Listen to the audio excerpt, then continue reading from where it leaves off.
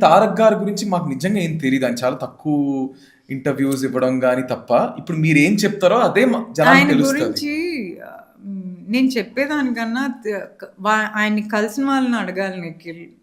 ఎవ్వరితో అయినా కలిపేసుకుంటారు.